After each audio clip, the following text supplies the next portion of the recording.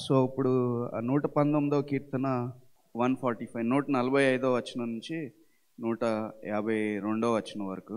అయితే ఈ 145వ వచనం నుంచి 152వ వచనం ధ్యానించే ముందు మనం కొద్దిగా వెనకాల భాగాలకు వెళ్తే, ఇంకా వెనక్కి వెళ్తే, వెనక నుంచి మళ్ళీ వస్తే చాలా ఆశీర్వాదకరంగా ఉంటుంది.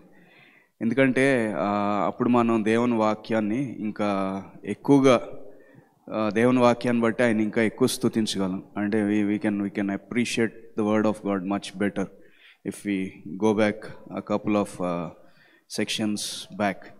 ఇది 89వ వచనం నుంచి 96వ వచనం వరకు. ఒకసారి 89వ వచనంకి వెళ్ళండి. సో వర్స్ 89 అక్కడ లామెద్ అనే అక్షరంతో 8 వచనాలు ఉంటాయి హీబ్రూ భాషలో. అయితే లామెద్ అంటే అర్థం రాజులకి రాజు, కింగ్ ఆఫ్ కింగ్స్, రాజులకి రాజు. మనం మొదటి 2 వచనాలు చదివితే అది మనకు అర్థం అవుతుంది. అంటే దావీద్ మహారాజు ఆయన ఈ 119వ కీర్తన రాసినప్పుడు ఒక అంశం మీద తర్వాత ఒక అక్షరం బట్టి ఒక అంశం మీద 8 వచనాలు రాసుకుంటూ వచ్చాడు. ఈ ప్రతి 8 వచనాలు, ఈ 89 నుంచి 96 వరకు లామెద్ అనే అక్షరంతో ప్రతి వచనం మొదలవుతుంది అన్నమాట హీబ్రూ భాషలో. అంతేకాకుండా దానికి ఒక అర్థం ఉంటుంది. అంటే ఒక అంశం అనుకోండి, ఒక టాపిక్ అనుకోండి, కాన్సెప్ట్ అనుకోండి, దాని మీద 8 వచనాలు ఆయన రాస్తాడు. సో ఈ లామెద్ అనే దానికి అర్థం రాజులకి రాజు, కింగ్ ఆఫ్ కింగ్స్. మనం 89, 90 వచనాలు చదివితే మనకి తేలిగ్గా అర్థమవుతుంది. యెహోవా నీ వాక్యము ఆకాశమందు నిత్యము నిలకడగా ఉన్నది, నీ విశ్వాస్యత తరతరములు ఉండును, నీవు భూమిని స్థాపించితివి, అది స్థిరముగా ఉంది. అంటే ఇప్పుడు ఎట్లా ఉంటుందంటే, ఒక రాజు ఉన్నాడు, లేకపోతే ఒక పాలకుడు ఉన్నాడు అనుకోండి, ఒక అధికారి పాలకుడు ఉన్నాడు అనుకోండి. ఆయన పరిపాలించినంతకాలం ఆయన శాసనాలు నడుస్తాయి. అంటే ఆయన పెట్టిన రూల్స్, ఆయన పెట్టే నిబంధనలు అవి నడుస్తాయి. ఆయన వెళ్ళిపోయిన తర్వాత మళ్ళీ కొత్త వాళ్ళు వస్తే వాళ్ళ రూల్స్ మారిపోతాయి, శాసనాలు మారిపోతాయి. అంతే కదా. ఇప్పుడు ఒక 5 సంవత్సరాలు ఒకళ్ళు ఉన్నారనుకోండి, వాళ్ళు కొన్ని తెచ్చారనుకోండి, వాళ్ళు 5 సంవత్సరాలు ఉంటారు, 10 ఉంటారు, మహా అయితే 15 సంవత్సరాలు ఉంటారు. దాని తర్వాత వేరే వాళ్ళు వస్తారు. అప్పుడు వాళ్ళు వచ్చినప్పుడు అవి మళ్ళీ రూల్స్ మారిపోతాయి, ఆ శాసనాలు అవన్నీ మారిపోతాయి. ఏది స్కీమ్స్ కానీ ఈ పెట్టేవన్నీ మారిపోతాయి. కానీ మన దేవుడు రాజులకి రాజు, అంటే నిత్యము ఉండే రాజు, రారాజు, అంటే శాశ్వతంగా ఉండే ఆయన. కాబట్టి ఆయన శాసనాలు లేకపోతే ఆయన వాక్యం, ఆయన మాట్లాడేది ఏదైనా సరే పర్మనెంట్గా ఉంటుంది. ఎందుకంటే ఆయన ఎల్లకాలం నివసించేవాడు. హల్లెలూయా. సో దాన్ని బట్టి ఆ 2 రాస్తున్నాడు అనమాట. యెహోవా నీ వాక్యము ఆకాశమందు నిత్యము నిలకడగా ఉంది. ఇంకా అది మారదు, ఎందుకంటే ఆయన మారనివాడు, ఎప్పుడూ ఉండేవాడు. ఈ భూలోకంలో ఉండే రాజుల్లాగా ఎప్పటికప్పుడు మారిపోయేవాడు కాదు, ఎల్లకాలం ఉండేవాడు. తర్వాత 97వ వచనం నుంచి మనం చూసామనుకోండి, ఆ భాగం ఎందుకు చెప్తున్నానంటే, వెనకాల నుంచి ఒక్కొక్క అడుగు వస్తే మనం దేవుని వాక్యాన్ని బట్టి ఆయన ఇంకా ఎక్కువ స్తుతించగలం. ఎలా రాశారు భక్తులు అంటే, దేవుడు వాళ్ళకి ఎంత జ్ఞానం దయచేశాడు, ఏంటి ఆ టాపిక్లు ఎలా ఒక్కొక్కటి వస్తుంది అని చూస్తే మనకి నిజంగా అంటే మైండ్ బ్లోయింగ్ అంటాం కదా, ఆసమ్ అంటాం ఇంగ్లీష్లో. మనకి అంటే మైండ్ తిరిగిపోతుంది అనమాట. అంత జ్ఞానాన్ని దేవుడు, పరిశుద్ధాత్ముడు ఆయన భక్తుల ద్వారా ఆయన రాంచాడు. 97 పైన చూసామనుకోండి, మేం అని ఉంటుంది. మేం అంటే దైవిక జ్ఞానం. దైవిక జ్ఞానం అంటే ఇప్పుడు సామెతల గ్రంథంలో 8వ అధ్యాయంలో, సామెతలు 8వ అధ్యాయం, ప్రొవర్బ్స్ చాప్టర్ 8 22వ వచనం నుంచి 31వ వచనం వరకు, పూర్వకాలమందు తన సృష్ట్యారంభంన తన కార్యములలో ప్రథమమైన దానిగా యెహోవా నన్ను కలుగజేసెను, అనాది కాలం మొదలుకొని మొదటి నుండి భూమి ఉత్పత్తి అయిన కాలం నాకు పూర్వము నేను నియమింపబడితిని. ప్రవాహ జలములు లేనప్పుడు, నీళ్లతో నిండిన ఊటలు లేనప్పుడు నేను పుట్టి తిని, పర్వతములు స్థాపింపబడక మునుపు, కొండలు పుట్టక మునుపు, భూమిని దాని మైదానములను ఆయన చేయక మునుపు నేల మట్టిని రవ్వంతయు సృష్టింపక మునుపు నేను పుట్టితిని. అంటే జ్ఞానం గురించి మాట్లాడుతున్నాడు అనమాట. అంటే దేవుడు ఆయన జ్ఞానంతో సృష్టిని చేశాడు. సృష్టికర్త, ఆయన శాసనాలు నిత్యము నిలకడగా ఉంటాయి, స్థిరంగా ఉంటాయి ఆకాశంలో. ఆయన ఎలా ఆకాశాన్ని, భూమిని, లేకపోతే వాటిని ఎట్లా సృష్టించాడంటే ఆయన జ్ఞానంతో, ఆయన నోటి మాటతో సృష్టించాడు. సో అందుకని నెక్స్ట్ ఈ 97వ వచనం నుంచి వర్స్ 97 నుంచి 104 వరకు మేమనే అక్షరంతో మొదలవుతాయి. పైన 97వ వచనం పైన చిన్నగా మేమ్ అని ఉంటుంది. మేమ్ అంటే డివైన్ విజ్డమ్, దైవిక జ్ఞానం. ఆయన జ్ఞానం, ఆయన వాక్యే జ్ఞానం. సో దాన్ని బట్టి ఆయన సృష్టించాడు, అది స్థిరంగా ఉంది. సో అలా వస్తున్నాడు అనమాట భక్తుడు. పైనేమో ఆయన వాక్యం నిత్యము నిలకడగా ఉంటుంది, ఎందుకంటే ఆయన రాజులకి రాజా, సృష్టికర్త, ఎప్పుడు ఉండేవాడు. ఎలా సృష్టించాడంటే ఆయన దైవిక జ్ఞానంతో, ఆయన జ్ఞానంతో ఆయన సృష్టించాడు, ఆయన నోటి వాక్తో సృష్టించాడు. సో అందుకే 98, 99, 100 వచనాలు మనం చూస్తే జ్ఞానం గురించి మాట్లాడతాడు ఆయన. నీ ఆజ్ఞలు నిత్యము నాకు తోడుగా ఉన్నవి, నా శత్రువులను మించిన జ్ఞానము అవి నాకు కలుగజేయుచున్నవి. సో జ్ఞానము, సో ఆయన ఇచ్చే జ్ఞానం అంటే ఆయన వాక్యంలో ఉంది. సో ఆ జ్ఞానం ఎలా ఉంటుందంటే శత్రువుల కంటే మించిన జ్ఞానం మనకిస్తుంది. 99వ వచనంలో ఏమో నీ శాసనములు నేను ధ్యానించుచున్నాను, కావున నా బోధకులందరికంటే నాకు విశేష జ్ఞానం కలదు. మళ్ళీ జ్ఞానం గురించి చెప్తున్నాడు. అంటే ఆయన వాక్యాన్ని ధ్యానిస్తే బోధకులు అంటే ఎక్స్పర్ట్స్ అంటాం కదా, టీచర్స్ కంటే, ప్రొఫెసర్ల కంటే, లేకపోతే లోకంలో ఇప్పుడు ఒక మెకానిక్ పని చేసి ఆయన ఎప్పటి నుంచినో చేస్తున్నాడు అనుకోండి, ఆయన దాంట్లో ఎక్స్పర్ట్ అనుకోండి, వాళ్ళకంటే ఎక్కువ జ్ఞానం మనకి ఇచ్చేస్తాడనమాట దేవుడు, మనకు తెలియకుండానే, పరిశుద్ధాత్ముడు. 100వ వచనంలోనేమో నీ ఉపదేశములను నేను లక్ష్యం చేయనప్పుడు చేయుచున్నాను, కావున వృద్ధుల కంటే నాకు విశేష జ్ఞానం కలదు. మళ్ళీ విశేష జ్ఞానం వృద్ధుల కంటే అంటే అనుభవం ఉన్న వాళ్ళకంటే, ఎక్స్పీరియన్స్ ఉన్న వాళ్ళకంటే కూడా ఎక్కువ జ్ఞానం, విశేష జ్ఞానం అంటే స్పెషల్ జ్ఞానం నాకుంది. ఎందుకంటే నేను నీ వాక్యాన్ని లక్ష్య పెడుతున్నాను, అంటే నీ వాక్యం బట్టి నడుచుకుంటున్నాను అన్నమాట. సో రాజులకి రాజు, ఆయన శాసనాలు అంటే ఆయన వాక్యం నిత్యం నిలకడగా ఉంది, ఎందుకంటే ఆయన ఎప్పుడు ఉండేవాడు. తర్వాత భూమి ఆయన ఎలా సృష్టించాడంటే ఆయన జ్ఞానంతో సృష్టించాడు. సో జ్ఞానం గురించి రాస్తున్నాడు. తర్వాత 105వ వచనం నుంచి 112వ వచనం వరకు మనం చూస్తే నూన్ అనే అక్షరంతో మొదలవుతుంది. నూన్ అంటే విశ్వాస్యత, అంటే నమ్మకత్వం, ఫెయిత్ఫుల్నెస్. సో ఆయన ఎంత నమ్మకస్తుడంటే నీ వాక్యము నా పాదములకు దీపము, నా త్రోవకు వెలుగై ఉన్నది. సో నమ్మకత్వం ఎప్పుడు కావాలి? కష్టాల్లో ఉన్నప్పుడే ఎవరైతే నిజంగా అండగా ఉంటారో వాళ్ళు నమ్మకస్తులైన వాళ్ళు ఫెయిత్ఫుల్ పీపుల్. సో ఎప్పుడు వాళ్ళది బయటపడుతుందంటే మనం కష్టాల్లో, ఇబ్బందుల్లో, దుఃఖంలో, ఇరుకులో, అవసరతలో ఉన్నప్పుడు ఎవరైతే మనతో నిలబడతారో వాళ్ళు మన పట్ల నిజంగా నమ్మకంగా ఉన్నవాళ్ళు అనమాట. ఇక్కడ మనం చూస్తే నీ వాక్యము నా పాదములకు దీపమును, నా త్రోవకు వెలుగునై ఉన్నది. అంటే దీపము వెలుగు ఎప్పుడు కావాలంటే చీకట్లో కావాలి, చీకటిగా ఉన్నప్పుడు కావాలి. అంటే చీకటిగా ఉన్న గడియల్లో ఆయన వాక్యం మనకి వెలుగులాగా మన ఆదరించి, మన నడిపించి, మనకి అంటే సలహాలు ఇచ్చి ఆయన వాక్యం నడిపిస్తుంది అనమాట. సో అట్లా ఆయన నమ్మకత్వం గురించి రాస్తున్నాడు అనమాట. హల్లెలూయా. 2 చేతులు పైకెత్తి దేవుని స్తుతిద్దాం. హల్లెలూయా. సో అవే రాస్తున్నాడు అనమాట. 107వ వచనంలో యెహోవా నేను మిక్కిలి శ్రమ పడుచున్నాను, నీ మాట చొప్పున నన్ను బ్రతికింపంటున్నాడు. తర్వాత దేవుడి నమ్మకత్వం ఎలా ఉంటుందంటే చీకటి గడియల్లో మనకి దీపంలాగా, వెలుగుగా మనకు ఉంటారనమాట దేవుడు ఆయన వాక్యం ద్వారా. తర్వాత కొన్ని వచనాలు కిందకి వెళ్తే ఆయన నమ్మకత్వాన్ని, అంటే దావీదు ఆయన సొంత నమ్మకత్వాన్ని దేవుని లేడలో ప్రకటిస్తున్నాడు అనమాట. ఆయన తీర్మానాన్ని, ఆయన సొంత నమ్మకత్వాన్ని దేవుని పట్ల ఎలా నమ్మకంగా ఉంటాడో చూపిస్తున్నాడు. అయితే మనం కొద్దిగా పోల్చుకున్నాం అనుకోండి, 97వ వచనం నుంచి 104వ వచనం వరకు దైవిక జ్ఞానం అన్నాం కదా, జ్ఞానం గురించి రాయబడినాయి అవి. అయితే జ్ఞానం ఉండి నమ్మకత్వం లేదనుకోండి ఉపయోగం ఏం లేదు. ఇప్పుడు సొలొమోన్ గురించి తీసుకుంటే సొలొమోనికి చాలా జ్ఞానం ఉంది, దేవుడు చాలా జ్ఞానం ఇచ్చాడు ఆయనకి. కానీ తర్వాత దేవుడి పట్ల నమ్మకత్వాన్ని ఉంచుకోలేకపోయాడు, నమ్మకంగా లేడు దేవుడి పట్ల, పడిపోయాడు, విగ్రహారాధనలో పడిపోయాడు. సో అందుకే జ్ఞానం తర్వాత కూడా ఒట్టి జ్ఞానం ఉంటే సరిపోదు, నమ్మకత్వం కూడా ఉండాలని వాటి గురించి రాసుకొస్తున్నాడు. హల్లెలూయా. సో ఆయన కీర్తనాకారుడు బైబిల్లో ప్రతి వచనం, ప్రతి పుస్తకం, ప్రతి భక్తుడు రాసింది చాలా జ్ఞానయుక్తంగా దేవుడిచ్చిన జ్ఞానంతో రాశారు. ఈ 119వ కీర్తన ఇంకా మరి ముఖ్యంగా మనం ఈ చూసుకుంటూ ఉంటే మనకి అసలు అంటే వాళ్ళు దేవుడు ఎంత జ్ఞానం ఇచ్చాడు, మైండ్ బ్లోయింగ్ అంటాం కదా ఇంగ్లీష్లో, మైండ్ బ్లోయింగ్, ఆసమ్.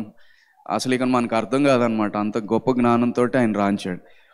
తర్వాత 113వ వచనం నుంచి మనం చూస్తే సామెహ్ అంటే ఒకళ్ళ మీద ఆధారపడటం, ఎవరి మీద ఆధారపడటం, లేకపోతే వాళ్ళ మీద ఆనుకుంటాం అంటే అవసరానికి వాళ్ళ మీద ఆధారపడటం. అది 113వ కీర్తనలో 113వ వచనంలో ద్విమనస్కులను నేను ద్వేషించుచున్నాను అంటున్నాడు. ద్విమనస్కులకి ఆధారపడటానికి ఎక్కడ లింక్ అంటే పైన మనం అనుకున్నాం కదా నమ్మకత్వం అని, 105వ వచనం నుంచి. నమ్మకత్వంగా ఉన్నవాళ్ళు వీళ్ళ మీద నేను నమ్మకం ఉంచుతున్నాను అంటే ఏం చేస్తాం మనం? వాళ్ళ మీద ఆధారపడతాం. వాళ్ళ మీద ఆధారపడటానికి ఎటువంటి దాపరికాలు ఉండవు అనమాట. ఇంకేమి మనకి డౌట్లు ఏమి ఉండవు. డౌట్లు ఉన్నాయి అంటే అర్థం ఏంటంటే వాళ్ళ నమ్మకత్వం మీద మనకి నమ్మకం లేదు అంటే వాళ్ళు నమ్మకస్తులని మనం నమ్మట్లేదు. సో దేవుడు అంత నమ్మకస్తుడైనప్పుడు దేవుడి మీద నమ్మకం ఉంచాలి. అలా కాకుండా నేను వేరే దాని మీద కూడా నమ్మకం ఉంచుతాను, దేవుడి మీద కూడా నమ్మకం ఉంచుతాను అని అంటే దేవుడి మీద పూర్తి నమ్మకం లేనట్టు. లేకపోతే దేవుడు చేతగాని వాడు, లేకపోతే దేవుడు ఈ పనులు చేయలేడు, లేకపోతే ఈ టాపిక్లో ఈ పరిస్థితుల్లో ఆయన వల్ల కాదు, ఆయనకంటే మనుషులే చేయగలరు, లేకపోతే డబ్బులు చేయగలరు, తెలివితేటలు చేయగలరు, లేకపోతే బంధువులు చేయగలరు, లేకపోతే మన కులం వాళ్ళు చేయగలరు, మన ప్రాంతం వాళ్ళు చేయగలరు, మన వాళ్ళు చేయగలరు అనే నమ్మకం ఎక్కువ అనమాట దేవుడి కంటే కూడా. అంటే దేవుణ్ణి ఒక విధంగా చెప్పాలంటే కించపరుస్తున్నాం. అందుకనే అంటున్నాడు ద్విమనస్కులను నేను ద్వేషిస్తున్నాను. నమ్మకంగా దేవుడి మీద ఆధారపడాలి, అలా చేయట్లేదు అంటే ఆయన్ని చేతగాని వాళ్ళలాగా మనం భావిస్తున్నామని అర్థం. అది ద్విమనస్కులు అంటే అది మంచి పద్ధతి కాదు, అది చాలా ఒక విధంగా దుర్మార్గమైన పద్ధతి. అందుకే దావీదు అంటున్నాడు ద్విమనస్కులను నేను ద్వేషిస్తున్నాను అంటున్నాడు. తర్వాత నెక్స్ట్ సెక్షన్కి వెళ్తే, తర్వాతి భాగానికి వెళ్తే 121వ వచనం నుంచి 128వ వచనం వరకు అవి అయిన్ అనే అక్షరంతో మొదలవుతాయి, పైన చిన్నగా రాసి ఉంటాయి. అయిన్ అంటే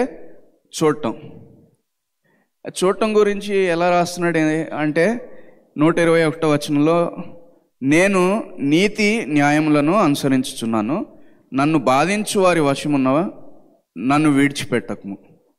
అంటే దేవుడు చూస్తున్నాడు నేను ఎలా ఉంటున్నాను, నన్ను బాధించే వాళ్ళు ఏం చేస్తున్నారు అనే దేవుడు చూస్తున్నాడు కాబట్టి, చూసేవాడు కాబట్టి నేను ఆయనకి ప్రార్థన చేస్తున్నాను, ఆయన వేడుకుంటున్నాను అంటున్నాడు. సో అలా ఆ విషయాలు రాసుకుని వచ్చాడు.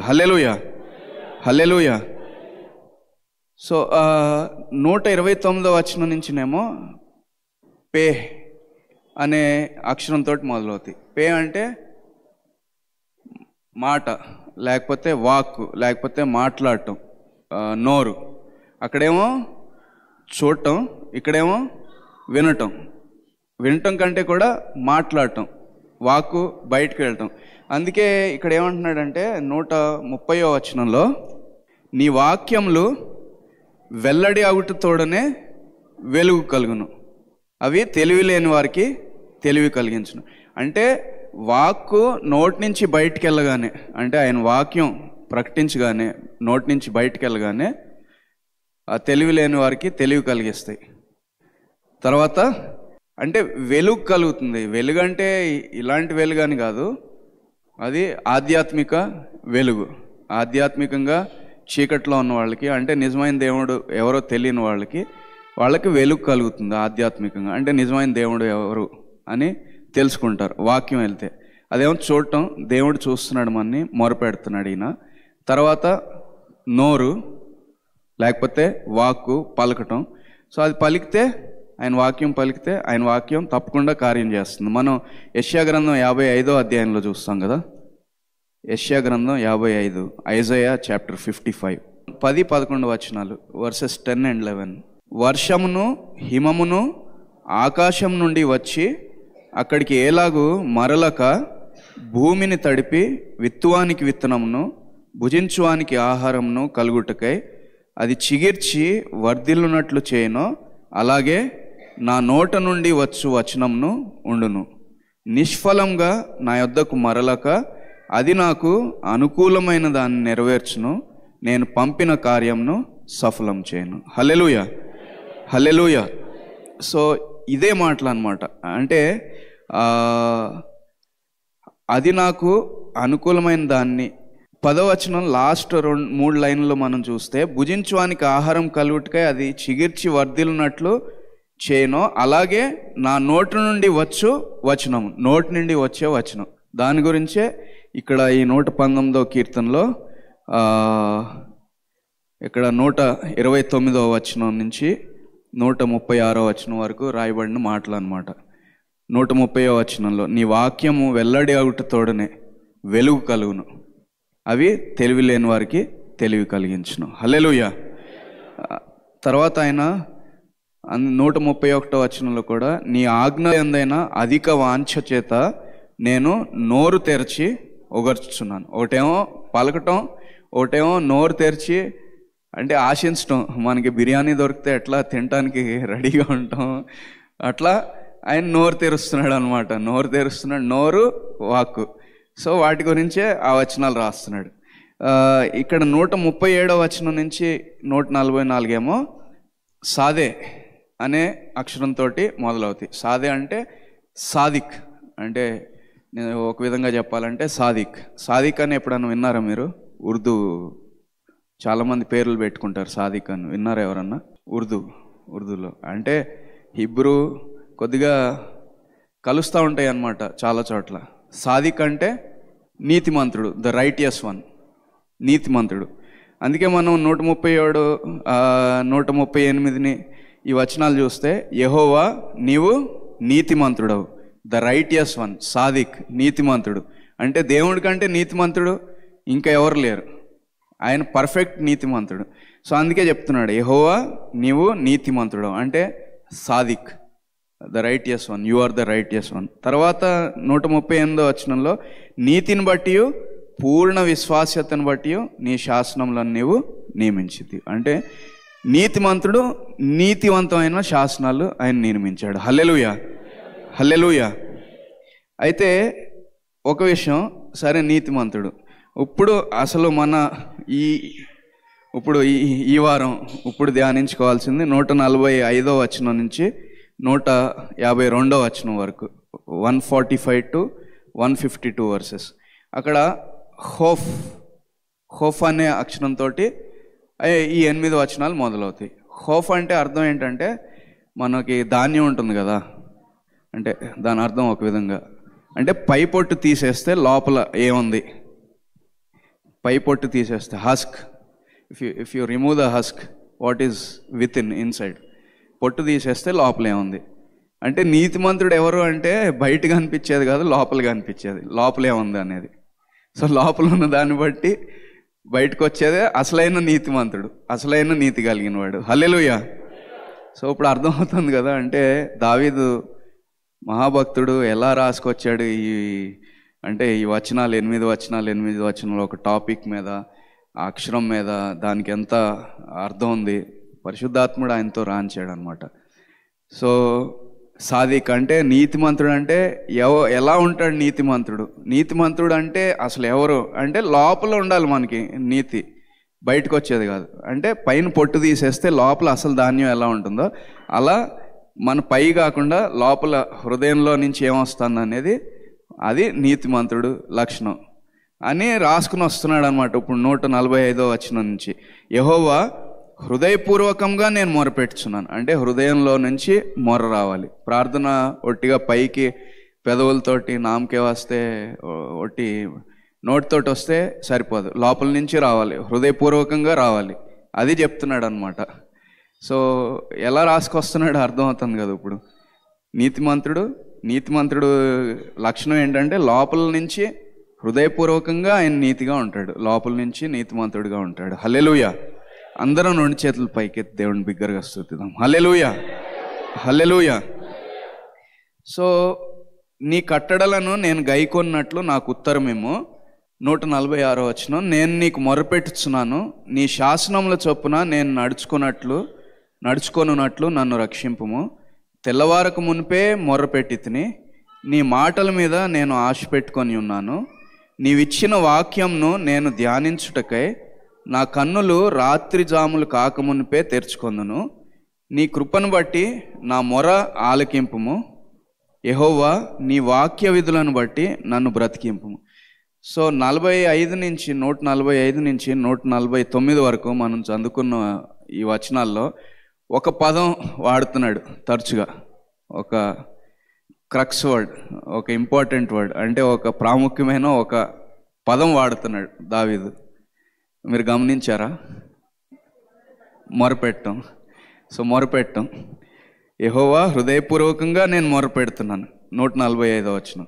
46లోనేమో నేను నీకు మొరపెట్టుచున్నాను. మళ్ళీ 147లో నేను తెల్లవారుకు మునిపే మొరపెట్టి తిని. తర్వాత 149వ వచనంలో నీ కృపను బట్టి నా మొర ఆలకింపు. మొర అంటే ఎక్కడి నుంచి వస్తుంది అంటే బాగా బాధలో ఉన్నప్పుడు వచ్చేది మొర. అంటే హృదయంలో నుంచి హృదయపూర్వకంగా నేను మొరపెడుతున్నాను అంటున్నాడు. అంటే మొర్ర అనేది హృదయంలో నుంచి వచ్చేది, అంతే కదా, లోపల నుంచి వచ్చేది. బాధలో ఉన్నప్పుడు, బాగా బాధగా ఉన్నప్పుడు, మనం ఎవరికన్నా జ్వరం వచ్చింది, లేకపోతే అనారోగ్యం వచ్చింది, ఏదో అయింది, కాలు చెయ్యో ఇరిగింది అనుకోండి, ఎవరికన్నా మంచం మీద పడి ఉంటే ఎట్లా అంటే ఇంకా లోపల నుంచి మూలుగులు వస్తూ ఉంటాయి కదా, మూలుగుతూ ఉంటాం అమ్మ నాయన అని. సో అది లోపల నుంచి వస్తుంది, మనం నిజంగా బాధపడుతున్నాం కాబట్టి. సో అది మొర్ర అన్నమాట.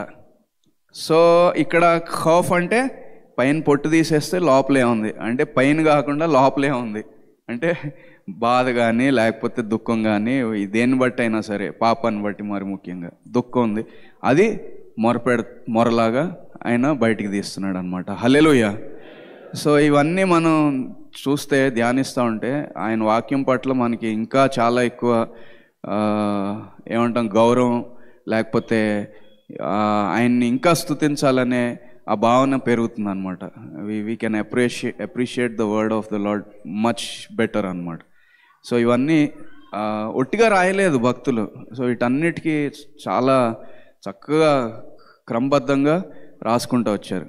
సో హృదయపూర్వకంగా నేను మొరపెడుతున్నాను, నీ కట్టడలను నేను గైకొన్నట్లు నాకు ఉత్తరమిమ్ము. సామాన్యంగా మొరపెట్టినప్పుడు మన ఉద్దేశం ఏమై ఉంటుందంటే, నేను బాధలో ఉన్నా, దుఃఖంలో ఉన్నా, అవసరతలో ఉన్నా, నేను మొరపెడుతున్నా కాబట్టి నాకు దేవుడు ఉత్తరం ఇవ్వాలి, సమాధానం ఇవ్వాలి, నాతో మాట్లాడాలి, అంతవరకు బాగానే ఉంది. కానీ దాని లక్ష్యం, గోల్ అంటే ఫైనల్ ఎండ్ ప్రోడక్ట్ ఏంటంటే మన బాధ నుంచి విడిపించబడాలి, అంతే. మన కష్టం నుంచి విడిపించబడాలి, మన దుఃఖం నుంచి విడిపించబడాలి. కానీ దావీదు గారి ఉద్దేశం ఏంటంటే, నీ కట్టడలను నేను గైకొనున్నట్లు నాకు ఉత్తరమేమో. అంటే నేను పెట్టే మొర దేవుడు ఎందుకు నాకు సమాధానం ఇవ్వాలి, ఉత్తరం ఇవ్వాలంటే ఆయన ఆజ్ఞల్ని గైకొనటానికి, అంటే ఆయనలో నమ్మకంగా సాగటానికి ఆయన నాకు ఉత్తరం ఇవ్వాలంటున్నాడు. హల్లెలూయా. అందుకే దావీదు నా హృదయానుసారి అని మాటికి దేవుడు చెప్తారు.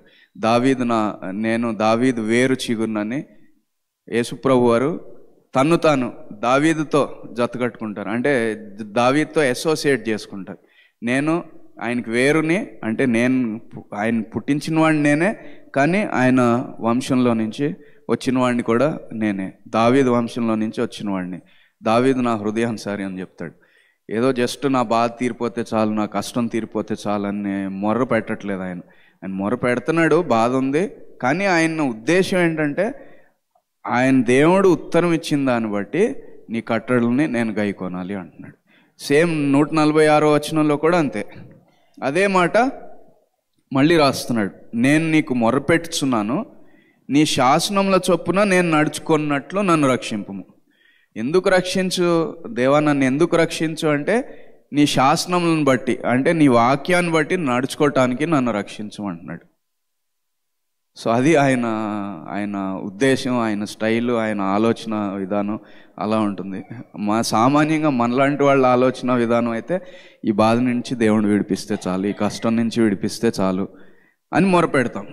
దాని తర్వాత వాట్ నెక్స్ట్, దాని తర్వాత ఏంటి అంటే మళ్ళీ చల్తీకా నామ్ గాడి అంటాం కదా, మళ్ళీ మామూలు సరే నడుస్తూ ఉంటుంది బండి అన్నట్టు ఉంటుంది. కానీ ఆయన అలా లేదు. నీ కట్టడలను గైకొన్నట్లు నీ శాసనాలని గైకొనటానికి నాకు ఉత్తరమేవో, నన్ను రక్షించు అంటున్నాడు. 147వ వచనంలో తెల్లవారకు మునిపే మొరపెట్టి తిని నీ మాటల మీద నేను ఆశ పెట్టుకొని ఉన్నాను. సో ఇప్పుడు 45, 46, 145, 146 వచనాల్లోనేమో ఆయన మొరపెట్టుచున్నాను అంటున్నాడు. మొరపెట్టుచున్నాను 146లో కూడా. 47 వచ్చేటప్పటికి మొర్రపెట్టి తిని అంటున్నాడు. అంటే తెల్లవారకు మునిపే నేను నీకు మొరపెట్టి తిని అంటే ఏంటి అర్థం? తెల్లవారిపోయింది, ఆయన ఆ రోజులో ఎక్కడో ఉన్నాడు, ప్రొద్దునో మధ్యాహ్నమో సాయంకాలమో ఏదో, అంటే తెల్లవారిపోయింది. తెల్లవారిపోయిన తర్వాత ఆయన పలికే మాటలు అనమాట. నేను తెల్లవారికి ముందే దేవా నీకు మొరపెట్టాను, మొరపెట్టి తిని అంటున్నాడు. తెల్లవారికి ముందే నీకు మొరపెట్టాను, ఇప్పుడు నీ సమాధానం కోసం, నీ రక్షణ కోసం నేను ఎదురు చూస్తున్నాను. అంటే ఆ రోజులో, ఆ రోజంతా. హల్లెలూయా, హల్లెలూయా. సో అంటే ఆయన ఎంత బాగా రాస్తున్నాడు కదా. అంటే మొదటి 2 వచనాలేమో ఆయన మొరపెట్టేటప్పుడు రాస్తున్నాడు, తెల్లవారికి ముందే మొరపెట్టాడు. సో మొరపెట్టేటప్పుడు రాసిన వచనాలు. 147 ఏమో తెల్లవారిపోయింది, ముందుకెళ్తుంది, రోజు గడుస్తుంది, ద డే ఈస్ ప్రొసీడింగ్. అప్పుడు ఆయన అంటున్నాడు, దేవా నేను తెల్లవారికి ముందే నీకు మొరపెట్టాను, ఇప్పుడు నీ సమాధానం కోసం, నీ రక్షణ కోసం నేను ఎదురు చూస్తున్నాను. నువ్వు మాట ఇచ్చావు, నువ్వు అంటే ఆయన పిల్లలకి ఆయన తప్పకుండా సమాధానం ఇస్తారు, తప్పకుండా రక్షిస్తారు. కాబట్టి నీ మాట చొప్పున నేను ఆశతో ఎదురు చూస్తున్నాను, నీ సమాధానం కోసం, నీ రక్షణ కోసం అంటున్నాడు. హల్లెలూయా. 148వ వచనం, నీవిచ్చిన వాక్యంను నేను ధ్యానించుటకై నా కన్నులు రాత్రి జాములు కాకమునిపే తెరుచుకొందును. My eyes are awake before the watches of the night that I may meditate on your promise. అంటే ఆయన మాటల మీద ఆశ పెట్టుకోవటం అంటే ఎలా ఆశ పెట్టుకుంటున్నాడంటే ఆయన వాక్యాన్ని ధ్యానించడం ద్వారా ఆయన మాటల మీద ఆశ పెట్టుకుంటున్నాడు. ఓకే, దేవుని మాటలు ఇవి, దేవుని వాక్యం ఇది, దేవుని వాక్యం ఇది చెప్తుంది, ఇది చెప్తుంది, ఇది చెప్తుంది, ఇలా ఉంది, ఇలా ఉంది. ఓకే, నాకు దేవుడు తప్పకుండా సమాధానం ఇస్తాడు, నాకు దేవుడు తప్పకుండా నన్ను రక్షిస్తాడు ఈ పరిస్థితుల నుంచి అని ఆయన ఆశ పెట్టుకుంటున్నాడు. ఆయన వాక్యాన్ని ధ్యానిస్తా ఆశ పెట్టుకుంటున్నాడు. అంటే ప్రార్థన చేస్తున్నాడు, మొర్ర పెడుతున్నాడు. ఒట్టి ప్రార్థన కాదు, ప్రార్థన అంటే మామూలుగా మనం చేస్తాం ప్రార్థన. మొర్ర అంటే లోపల నుంచి బయటకు వచ్చేది, అంటే బాధ నుంచి, ఇబ్బంది నుంచి, ఇరుకు నుంచి బయటకు వచ్చేది. సో మొర్ర పెడుతున్నాడు, అదే సమయంలో రాత్రి జాములు కాకమునిపే ఆయన వాక్యాన్ని కూడా ధ్యానిస్తున్నాడు. అంటే ఒట్టిగా చదవటం కాదు, ఆ చదివిన దాన్ని ఆయన తలపోస్తున్నాడు, ధ్యానిస్తున్నాడు, ఆయన ఆలోచన చేస్తున్నాడు. ఓకే, దేవుడు ఇలా చేస్తారు, ఇలా చేస్తారు, ఇలా నన్ను రక్షిస్తారు, ఇలా నన్ను ఆదరిస్తారు, ఇలా నాకు ఉత్తరం ఇస్తారు అంటున్నాడు. హల్లెలూయా. 149వ వచనం, నీ కృపను బట్టి నా మొర ఆలకింపుము, యెహోవా నీ వాక్య విధులను బట్టి నన్ను బ్రతికింపుము. మళ్ళీ మొర గురించి మాట్లాడుతున్నాడు, మొర ఆలకించే దాని గురించి. సామాన్యంగా ఎలా ఉంటుందంటే ఎక్కువ శాతం మనం అందరం ఓకే మనం అని వదిలేపో నేను అనుకుంటాను. సో నేనున్నాను అనుకోండి, సపోజ్ నేను నిజంగానే మొరపెట్టాను అనుకుందాం, ఆయనకి బాగా మొరపెట్టాను, తెల్లవారికి మునిపే ఆయనకి మొరపెట్టాను, రాత్రి జాములు కాకమునిపే నేను ఆయన వాక్యాన్ని ధ్యానించాను, ఆయన కోసం ఆశ పెట్టుకుంటున్నాను. అప్పుడు నేను ఏం ఆశిస్తానంటే దేవుడు నాకు సమాధానం ఇవ్వాలి, నన్ను రక్షించాలని నేను ఏం ఆశిస్తానంటే నేను సిన్సియర్గా, అంటే నిజాయితీగా, హానెస్ట్గా, హృదయపూర్వకంగా, లోపల నుంచి హృదయం అంతా బద్దలు చేసుకుని నేను దేవుడికి మొరపెట్టాను కాబట్టి దేవుడు నాకు సమాధానం ఇవ్వాలి, లేకపోతే దేవుడు నన్ను రక్షించాలి అనే ఆలోచన నాకుంటుంది. బహుశా మీలో కూడా అలాగే ఉంటుంది అనుకుంటున్నాను. అలా లేకుండా ఉంటే మంచిదే. అలా ఉంటుంది సామాన్యంగా. నేను ప్రార్థన చేశాను కాబట్టి, హృదయపూర్వకంగా ప్రార్థన చేశాను కాబట్టి, హృదయపూర్వకంగా మొరపెట్టాను కాబట్టి, సిన్సియర్గా నేను మొరపెట్టాను కాబట్టి దేవుడు నా ప్రార్థన తప్పకుండా ఆలకించాలి అనే భావన ఉంటుంది. కానీ దావీదుకి అలా ఉండదు. నీ కృపను బట్టి నా మొర ఆలకింపు. నేనేదో ప్రార్థన చేశాను కాబట్టి, నేనేదో నా హృదయాన్ని బద్దలు చేసుకున్నాను కాబట్టి, ఇంత నిజాయితీగా నేను మీకు మొరపెడుతున్నాను కాబట్టి మీరు నాకు ఉత్తరం ఇస్తారు, లేకపోతే నన్ను రక్షిస్తాడు అనే ఆలోచన లేదు ఆయనకి. ఆయన ఆలోచన ఏంటంటే నేను చేశాను అని కాదు, కానీ ఆయన కృపను బట్టి, ఆయన మంచివాడు కాబట్టి, దేవుడు మంచివాడు కాబట్టి, దేవుడు కరుణించేవాడు కాబట్టి, దేవుడు దయగలిగిన వాడు కాబట్టి, దేవుని కృప కలిగిన వాడు కాబట్టి నా మొర ఆలకించి నాకు ఉత్తరం ఇస్తాడు. అంతేగాని నేను ఏదో ఇలా చేశాను కాబట్టి ఆయన ఇవ్వాలని లేదు, ఆయన ఇవ్వాల్సిన అవసరం కూడా లేదు. ఇది సింపుల్ ఎగ్జాంపుల్, ఉదాహరణ ఏంటంటే, మనకి అవసరతలో ఉన్నాం, మనకంటే పై చేయి మన భాగంలోనూ ఆయన ప్రస్తావిస్తాడనమాట. ఎక్కడంటే 139వ వచనం చూసామనుకోండి, నా విరోధులు నీ వాక్యములు మర్చిపోదురు. తర్వాత దానికంటే ముందు భాగంకి వెళ్ళామనుకోండి, 134వ వచనం, నీ ఉపదేశములను నేను అనుసరించినట్లు మనుష్యుల బలాత్కారం నుండి నన్ను విమోచింపు. బలాత్కారుల గురించి, గర్విష్ఠుల గురించి, భక్తిహీనుల గురించి ప్రతి భాగంలోనూ, ఆ 8 వచనాల భాగాల్లో ప్రతి భాగంలోనూ ఎక్కడో చోట ఆయన ప్రస్తావిస్తాడు, మెన్షన్ చేస్తాడు. ఎందుకంటే మనం నిజంగా హృదయపూర్వకంగా భక్తిగా నడుచుకోవటానికి తీర్మానం చేసేటప్పుడు, నడిచేటప్పుడు భక్తిహీనులు, లేకపోతే గర్విష్ఠులు, లేకపోతే దుర్మార్గులు, దుష్టులు, ఇక్కడ దుష్కార్యాలు చేసేవాళ్ళు ఆ భక్తి మార్గం నుంచి తొలగించడానికి, పడేయటానికి, చెడగొట్టడానికి రెడీగా ఉంటారు. సైతాన్ వాళ్ళని రెడీగా ఉంచుతాడు. సో వాళ్ళు రెడీగా ఉంటారు. అది ఈయన గమనంలో ఎప్పుడూ ఉంటుందన్నమాట, ఈయన మైండ్లో ఎప్పుడూ ఉంటుంది. కాబట్టి నేను అనుకుంటే సరిపోదు, వీళ్ళు నాకు సమీపంగా ఎప్పుడూ వస్తానే ఉంటారు, కానీ నువ్వు నాకు సమీపంగా ఉన్నావు, అది చాలా అంటున్నాడు. హల్లెలూయా, హల్లెలూయా. అదే అంటున్నాడు, దుష్కార్యములు చేయవారును నీ ధర్మశాస్త్రం త్రోసివేయవారును నా యొద్దకు సమీపించి ఉన్నారు, కానీ యెహోవా నీవు సమీపంగా ఉన్నావు, నీ ఆజ్ఞలన్నీ సత్యమైనవి. దుష్కార్యాలు చేసేవాళ్ళేమో అంత అబద్ధాలు, మోసాలు, కుట్రలు, కుతంత్రాలు. కానీ ఆయన సమీపంగా ఉంటే, అంటే ఆయన వాక్యం మనతో ఉంటే, ఆయన వాక్యం మనలో ఉంటే అది సత్యం, అది మనని కరెక్ట్గా నడిపిస్తూ ఉంటుంది. వీళ్ళ మోసంలో, ఈ దుష్కార్యాలు చేసేవాళ్ళ మోసంలో, తర్వాత అబద్ధాల్లో పడకుండా మనని కాపాడుతుంది. 152వ వచనం, నీ శాసనములను నీవు నిత్యములుగా స్థిరపరిచితివని నేను పూర్వం నుండి వాటి వలననే తెలుసుకొని ఉన్నాను. వేటి వలన తెలుసుకున్నాడంటే, వాళ్ళు సమీపించినప్పుడు, వాళ్ళు సమీపిస్తున్నారు, కానీ నువ్వు నాకు సమీపంగా ఉన్నావు, నీ వాక్యం సమీపంగా ఉన్నప్పుడు నేను ఎలా వాళ్ళని ఎదుర్కొన్నాను, వాటి నుండి ఎలా అధిగమించాను, వాటిని బట్టి నేను తెలుసుకుంటున్నాను. నీ వాక్యం సత్యమైంది, నీ వాక్యం స్థిరమైంది, నీ వాక్యం నన్ను నడిపించేది అని నేను అనుభవపూర్వకంగా తెలుసుకున్నానని ఆయన ఒక ప్రకటన చేస్తున్నాడు. సో మనం కూడా ఆయన వాక్యం మనలో ఉంటే, మనతో ఉంటే మనం కూడా నిజంగా ఆయన మార్గంలో నడుస్తాం. ఒకవేళ దుష్కార్యాలు చేసేవాళ్ళు, దుర్మార్గులు, దుష్టులు, గర్విష్ఠులు, భక్తిహీనులు ఒకవేళ మనం చెడగొట్టాలని చూసిన, అంటే సైతాన్ గడు వాళ్ళని వాడుకుంటున్నా, ఆయన మనకి సమీపంగా ఆయన వాక్యం ద్వారా ఉంటాడు. సో ఆ వాక్యం అన్నీ వీటన్నిటి నుంచి అధిగమించేలా శక్తిని ఇస్తుంది. దాన్ని బట్టి మనం తెలుసుకుంటాం ఆయన వాక్యంలో ఉన్న శక్తిని బట్టి. అదే అంటున్నాడు, నీ శాసనములను నీవు నిత్యములుగా స్థిరపరిచితివని నేను పూర్వం నుండి వాటి వలననే తెలుసుకొని ఉన్నాను. వేటి వలన అంటే ఆయన వాక్యాలను బట్టి, ఆయన వాక్యం చేసే పనులు బట్టి, ఆయన వాక్యం ఎంత సత్యమైంది, ఎలా పనిచేస్తుందని వాటిని చూడటం బట్టి నేను తెలుసుకున్నాను అంటున్నాడు. హల్లెలూయా, హల్లెలూయా. కాబట్టి దేవుడు మనకి ఇంత మంచి వాక్యాన్ని ఇచ్చాడు 119వ కీర్తన ద్వారా, ఈ ప్రతి భాగం ద్వారా. ఇవి కొద్దిగా మళ్ళీ జ్ఞాపకం చేసుకోవటానికి ప్రయత్నించండి.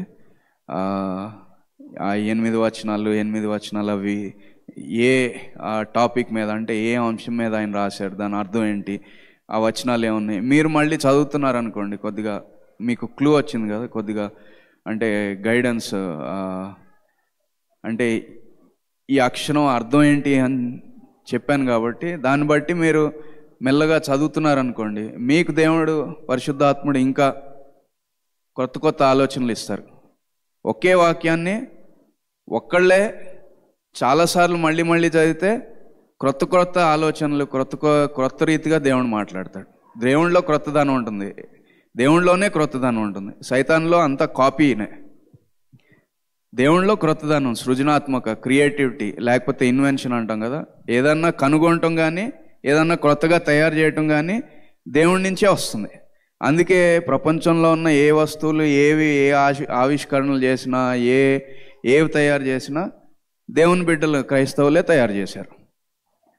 సైతాన్ గడేమో అంతా కాపీ కొడతామే, వాడికి తెలివితేటలు లేవు.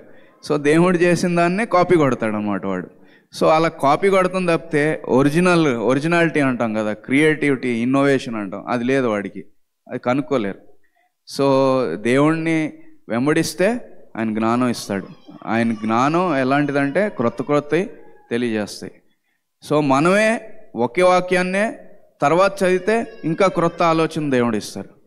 అట్లాగే మీరు చదివితే మీకు ఇంకో క్రొత్త ఆలోచన ఇస్తారు, మీరు ఇంకొకసారి చదివితే ఇంకో క్రొత్త ఆలోచన ఇస్తారు.